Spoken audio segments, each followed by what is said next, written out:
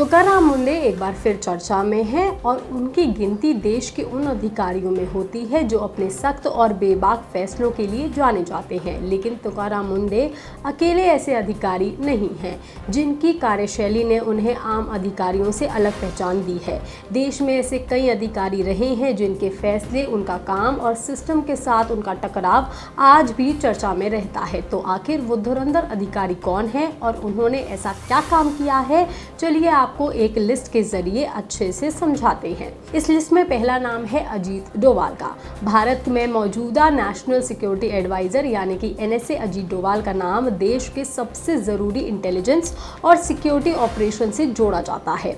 Intelligence bureau में लंबे career के दौरान उन्होंने आतंकवाद और इंसर्जेंसी में जुड़े हुए कई सेंसिटिव असाइनमेंट्स पर काम किया है। पंजाब, जम्मू कश्मीर और नॉर्थ ईस्ट जैसे इलाकों में उन्होंने इंटेलिजेंस ऑपरेशन के साथ उनका नाम हमेशा ही जोड़ा जाता रहा है और उनकी अंडर कवर भूमिका की वजह से उन्हें अक्सर स्पाई मास्टर भी कहा जाता है। आज वो देश की नेशनल सिक्योरिटी पॉलिसी के एक सबसे इम्पोर्टेंट चेहरा हैं और उसमें शामिल हैं। यानी कि एक तरफ तुकाराम मुंडे जैसे अधिकारी ग्राउंड लेवल पर नियमों को लागू करने के लिए सख्त कार्रवाई करते नजर आ रहे हैं, वहीं अजीत डोवाल की पहचान नेशनल सिक्योरिटी के बेहद संवेदनशील मामलों में कड़े फैसले लेने के लिए बनी हुई है।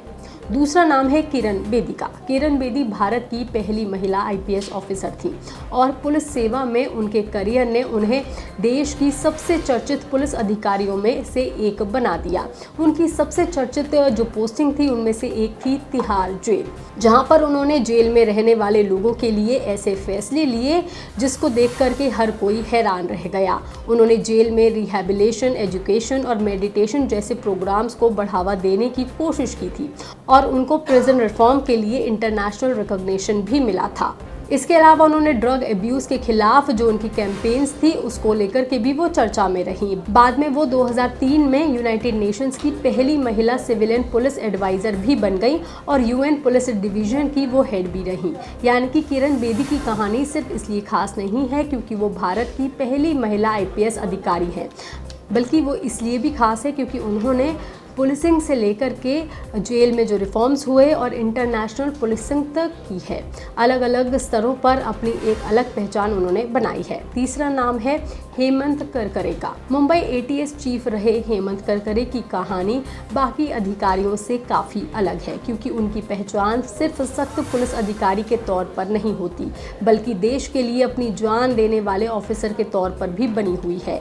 26 नवंबर 2008 को जब मुंबई पर आतंकी हमला हुआ था उस वक्त हेमंत एंटी टेररिज्म स्क्वाड के चीफ थे। उन्होंने आतंकियों के खिलाफ ऑपरेशन में हिस्सा लिया और इसी दौरान वो शहीद हो गए। उनकी बहादुरी और कर्तव्य के प्रति समर्पण के लिए उन्हें अशोक चक्र से भी सम्मानित किया गया था।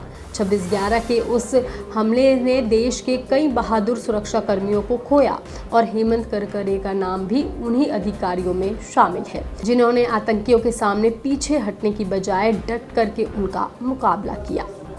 इसके बाद नाम आता है TN सीशान का। अगर भारतीय चुनाव व्यवस्था में किसी एक अधिकारी के नाम को सख्ती और खास करके इलेक्टोरल रिफॉर्म्स के साथ जोड़ा जाता है तो वो नाम है TN सीशान का। सीशान 1990 में चीफ इलेक्शन कमिश्नर बने थे और उन्होंने चुनावी प्रक्रिया में कई ऐसे सुधारों को सख्ती से लागू कराया था जिनका असर आज भी दिखाई देता है। उस दौर में चुनावों में बूथ कैप्चरिंग, बोगस वोटिंग, पैसे, शराब के इस्तेमाल जैसे आरोप आम थे, लेकिन सीशान ने मॉडल कोड ऑफ कंडक्ट को सिर्फ कागज़ पर मौजूद नियम बनाने की बजाय उसे ज़मीन पर लागू करने की भी कोशिश की थी। उन्होंने चुनावी खर्च, सरकारी मशीनरी के इस्तेमाल और चुनावी प्रक्रिया में होने वाली जो अनियमितताएं थीं उन पर सख्ती दिखाई थी, लेकिन इसी वजह से उन्हें भारतीय चुनाव व्यवस्था को मजबूत बनाने वाले सबसे प्रभावशाली चीफ इलेक्शन कमिश्नर में से एक गिना जाता है। कहा जाता है कि सीशान ने लोगों को ये महसूस कराया था कि इलेक्शन कमीशन सिर्फ चुनाव कराने वाली संस्था नहीं है बल्कि चुनाव के नियमों को लागू कराने वाली एक मजबूत कॉन्स्टिट्यूशनल अथॉरिटी भी है। पांचवा नाम है संजुक्ता परशर का। असम की 2006 बैच की IPS ऑफिसर संजुक्ता इंसर्जेंसी के खिलाफ अपने ऑपरेशंस के लिए चर्चा में रही। सोनितपुर में एसपी के तौर पर उनकी तैनाती के दौरान उन्होंने उग्रवादियों के खिलाफ कई काउंटर इंसर्जेंसी ऑपरेशन का नेतृत्व किया। इंडिया टुडे की एक रिपोर्ट के मुताबिक उनके कार्यकाल में कई मिलिटेंट्स मारे गए और गिरफ्तार भी किए गए। मुश्किल और जो खास करके ऐसे इलाके थे जहां पर सुरक्षा बलों के साथ ग्राउंड पर काम करने की वजह से उनकी पहचान एक टफ और फियरलेस पुलिस ऑफिसर के तौर पर बनी हुई है और उन्हें आयरन लेडी ऑफ असम भी कहा जाता है। यानी कि जहां एक तरफ कई अधिकारी अपने ऑफिस से ही प्रशासन चलाते हैं, वहीं संयुक्ता की पहचान एक ऐसे ऑफिसर्स में होती है जो इंसर्जेंसी प्रभावित इलाकों में खुद ग्राउंड पर जाकर के ऑपरेशंस का हिस्सा बनती हैं। छठा नाम है प्रदीप कासनी का। हरियाणा के आईएएस ऑफिसर प्रदीप का नाम सुनते ही सबसे पहले जिस बात का जिक्र होता है वो है उनका लगातार ट्रांसफ़र।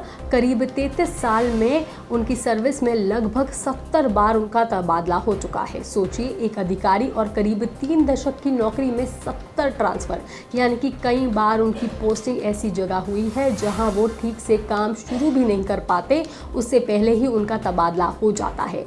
लेकिन इसके बावजूद कासनी अपने एडमिनिस्ट्रेटिव डिसीजंस और अपने बेबाक रवैये के लिए जाने जाते हैं।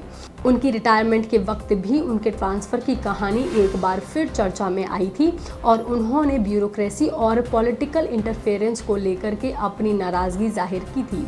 यही वजह है कि प्रदीप का नाम आज भी उन अधिकारियों में लिया जाता है जिन्होंने बार बार ट्रांसफ़र के बावजूद अपनी छवि एक इंडिपेंडेंट और एक आउटस्पोकन ऑफिसर के तौर पर बनाए रखी। सातवां नाम है नरेंद्र कुमार का। 2012 में मध्य प्रदेश के मुरैना जिले में IPS officer Narendra Kumar illegal mining के खिलाफ कार्रवाई के दौरान चर्चा में आए थे। रिपोर्ट्स के मुताबिक वो अवैध तरीके से खनन किए गए पत्थरों से भरे एक ट्रक ट्रॉली को रोकने के लिए पहुंचे थे और इसी दौरान ट्रैक्टर ने उन्हें कुचल दिया, जिससे उनकी मौत हो गई। घटना के बाद इसे इलीगल माइनिंग और माइनिंग माफिया से जोड़ करके देखा गया और देश भर में इस पर बड़ा विवाद हुआ। हालांकि बाद में सीबीआई की जांच में उनकी मौत को मिसहैपनिंग बताया था और आरोपी के खिलाफ कल्पेबल, होमिसाइड समेत धाराएं लगाई गई थी। इसलिए इस मामले को समझते समय ये फर्क रखना जरूरी है कि शुरुआती आरोप क्या थे और जांच के बाद क्या सामने आया।